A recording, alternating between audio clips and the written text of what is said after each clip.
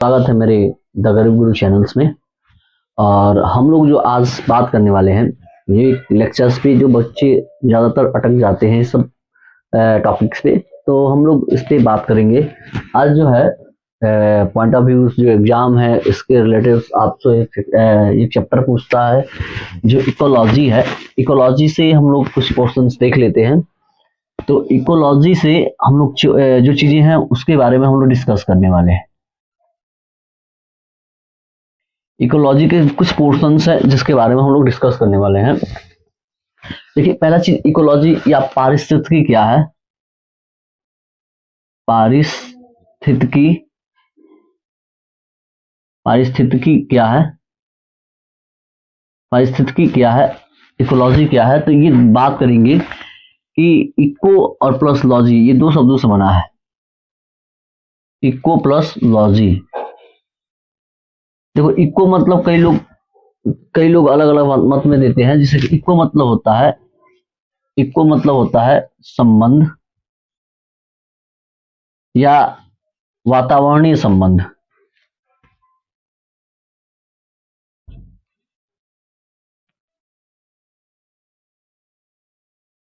संबंध, ठीक है, या जुड़ना।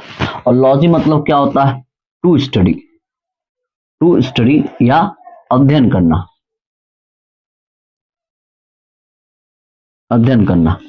ये दो शब्द है, इको धन लॉजी। इको मतलब होता है संबंध और लॉजी मतलब क्या होता है, अध्ययन करना या टू स्टडी।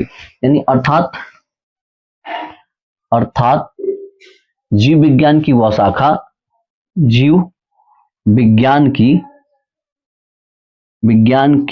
वह शाखा जिसके अंतर्गत जीवों के वातावरणीय संबंधों का क्या करते हैं, अध्ययन करते हैं। या जीव के बीच का आपसी संबंध का अध्ययन करते हैं। जीवों के वातावरणीय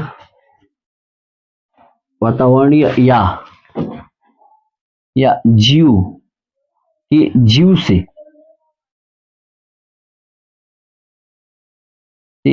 आपसी संबंधों का अध्ययन करते हैं। क्या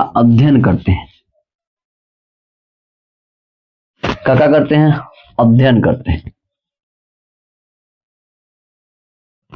हैं। उसे क्या कहते हैं, उसे इकोलॉजी कहते हैं। इकोलॉजी शब्द के नाम से जाना जाता है या इकोलॉजी कहते हैं। इसे जुड़ना क्या होता है, जैसे जुड़ता कैसे है, जीव एक दूसरे से कैसे जुड़ सकता है। जैसे मान लो कि हम लोग जीव की बात करें तो जीव पादप भी है और जीव जंतु भी है।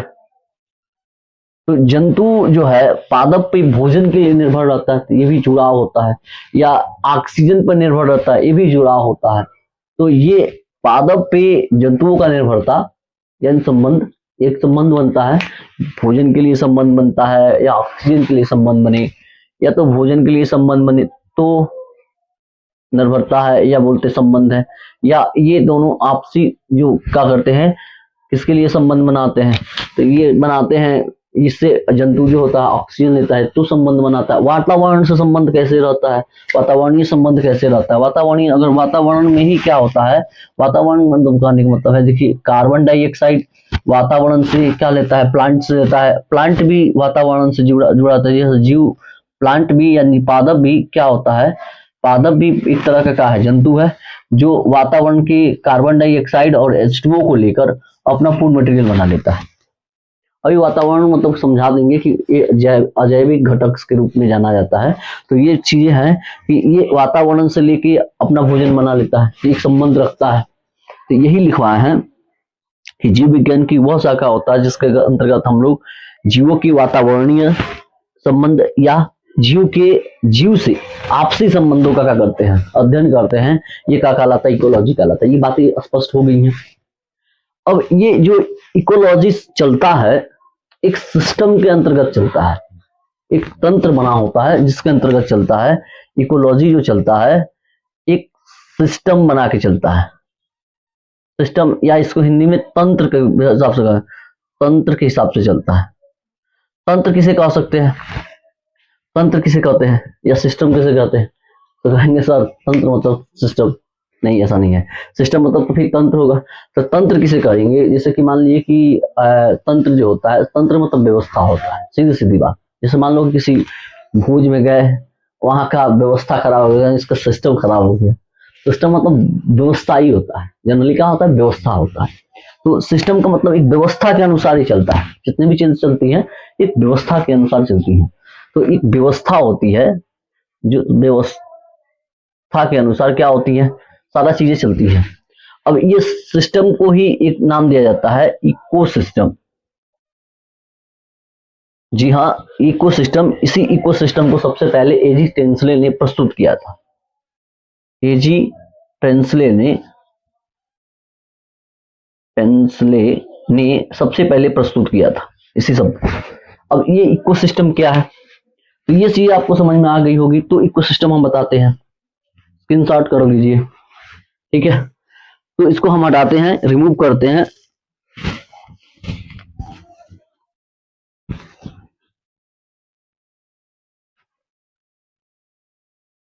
आशा करते हैं आप लोगों को समझ में आ रहा हो, ठीक है। अब देखिए हम लोग बात करेंगे इकोसिस्टम के बारे में, थोड़ा सा डिस्कस करेंगे इकोसिस्टम के बारे में, जल्दी जल्दी डिस्कस करते जाते हैं।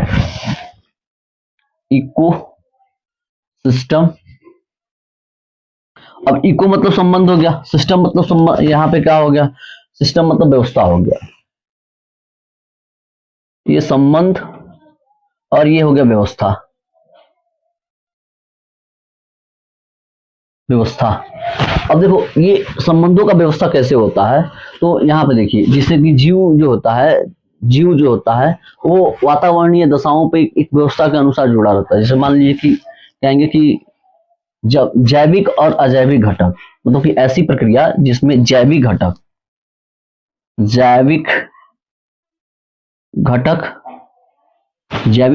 या इसी को कार्बनिक घटक भी बोलते हैं, घटक, जैविक घटक और अजैविक घटक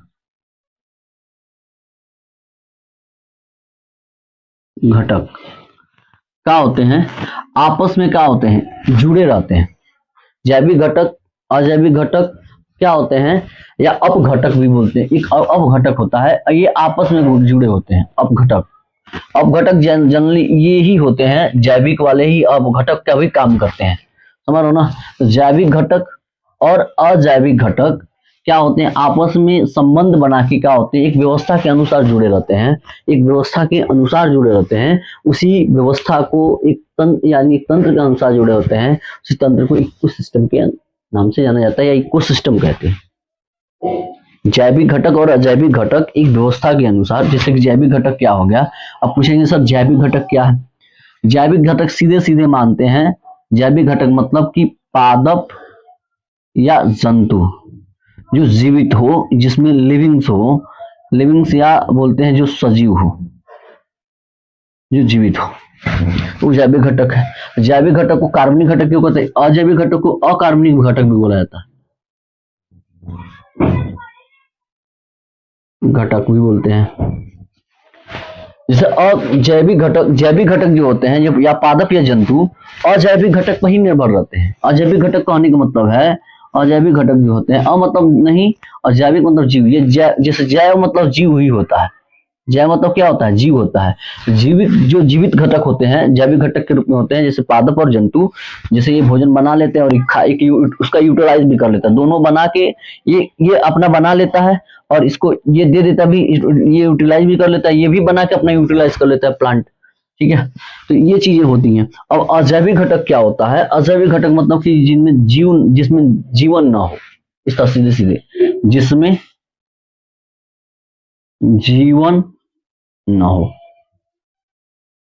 समझे, जिसमें जीवन ना हो, सीधी सीधी बात है, जिसमें जीवन ना हो तो वो अजैविक घटक के रूप में आता है। जिसे मैं कहा कैसे, वातावरण या कार्बन डाइऑक्साइड, ठीक है, H2O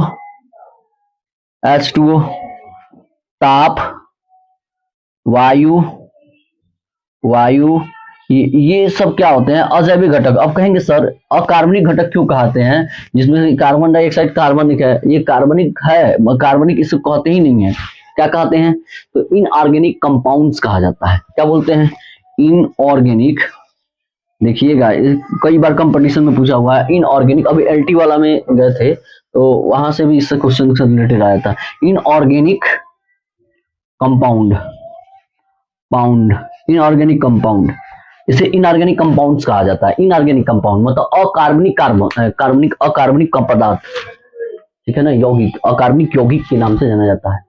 ठीक है, तो याद करके रखिएगा अकार्बनिक यौगिक होता है ये, इनऑर्गेनिक कंपाउंड्स है, ये भी इनऑर्गेनिक कंपाउंड्स है। तो इनऑर्गेनिक कंपाउंड्स मिलता है तो एक ऑर्गेनिक कंपाउंड्स का निर्माण होता है, जिसमें जीव, जैसे कि ये वायु, जैसे पादप है, तो पादप क्या करता है कि इनऑर्गेनिक कंपाउंड CO2 और इनऑर्गेनिक कंपाउंड H2O को लेके अपना ग्लूकोज वाला फॉर्म बनाता है, यानी ग्लूकोज बना लेता है, भोजन बना लेता है, जिसके कारण ये अकार्बनिक, एक अकार्बनिक घटक है और ये कार्बनिक घटक है, यानी ये अकार्बनिक, इस जगह अजैविक घटक है, अकार्बनिक घटक या अजैविक घटक है, और ये जो है जैविक घटक है, और बना लिया क्या, कार्बनिक वाला जो पदार्थ है उसको बना लिया, ग्लूकोज का निर्माण कर लिया। ये दूसरे से, इससे ये जुड़ा हुआ है, तो यानी इसीलिए कहेंगे कि जैविक घटक जो होते हैं, अजैविक घटक या अकार्बनिक घटक जो बका होते हैं, एक व्यवस्था के अनुसार जुड़े रहते हैं, भोजन बनाने के लिए जुड़े रहते हैं, उसे क्या कहा जाता है? इकोसिस्टम। ठीक है, जीव से भी जुड़ा रहता है, उसे भी अगर एक व्यवस्थित रूप से जुड़ा रहेगा तो उसे भी क्या बोलेंगे? इकोसिस्टम बोलेंगे, जिसे एग्जिटेंशियल ने सबसे पहले ऑब्जर्व किया था। ठीक है, बाकी चीजें मैं कल डिस्कस कर लूंगा, थोड़ा सा यहाँ पे शोरगुल ज्यादा है। ठीक है, मिलते हैं नेक्स्ट वीडियो में, तब तक